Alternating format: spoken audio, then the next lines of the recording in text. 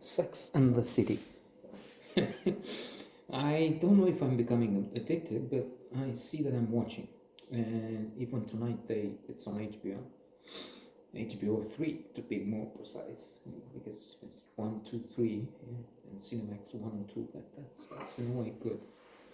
If only they had more interesting titles there.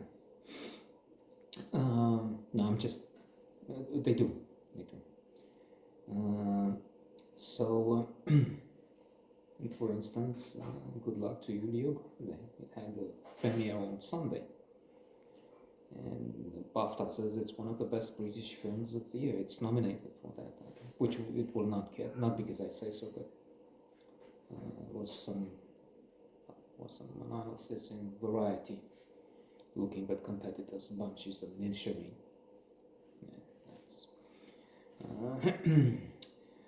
So anyway, Sex and the City, formidable. I wonder how do they look. I mean, the authorized personnel, critics, sex, but how do they look at it now? Because I'm pretty sure it was groundbreaking stuff when it was launched. I'm talking of I'm watching episodes of more than 20 years ago, I think 2001, thereabouts. And dealing with matter of sex, having for sophisticated, smart, independent, well, one has gotten, spoiler alert, married and made their own choice on quite a few levels, the most important. Still, outliers, and so they have issues in their relationships, but they're so superior in a good way, so much better than all the men they encounter. So this is feminist, this is good, this is also looking at dark corners. Sometimes it's awkward, more than that. I'm thinking of, because that's where I am in the third series, in the middle somewhere. Miranda, I think, finds she's living with her partner now, and well, in fact, in the meantime, not anymore. His laundry, and the marks on it, and she's discussing this thing, and then doing, how do they, well, men, are they careless, and how, I mean, are you really discussing that? Yeah, they do.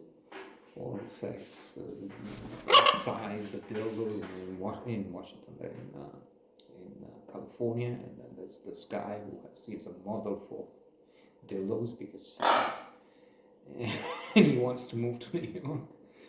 Samantha. And Samantha is something. I mean, that's in a way I was thinking exciting. I mean, really. But then these are the prejudices, these are the stereotypes we've been used to, and that's exposed that. It's also true, I've read in there's the 50 type psychology classics, and I went on, a wonderful book. And then I went on to try and find books from that list, and fabulous reads. And then in one, there's this, I forgot which, and it's anyway one I didn't find, and I'm relying upon the segments discussed in the 50 psychology classics, which takes its own audiobook and talks about 10 minutes for each something, and then I think it's the female brain or one of those, and it was something like this: a man between the ages in his prime of 16 and 35, I'm just making this up, I don't know, but when young, thinks of sex about something like, on average, not everyone, this married fellow, the doctor in the series, doesn't think sex at all, apparently, but on average, young, I think sex every 50 seconds, while the female, the woman, I think it's only, was it once a day? Depending on the period, depending on it varies, and with anyone it was a huge difference. And they have, on the other hand, they have such a superior skills, and the brain is so much more developed in some areas, social skills. They have the equivalent of the O'Hara Airport, something like that was in the book, when compared with a small terminal track in a field for males. I mean, huge difference, big, immense advantage. But then Samantha is something else. She thinks every 50 seconds sex looks like it. Excellent, excellent.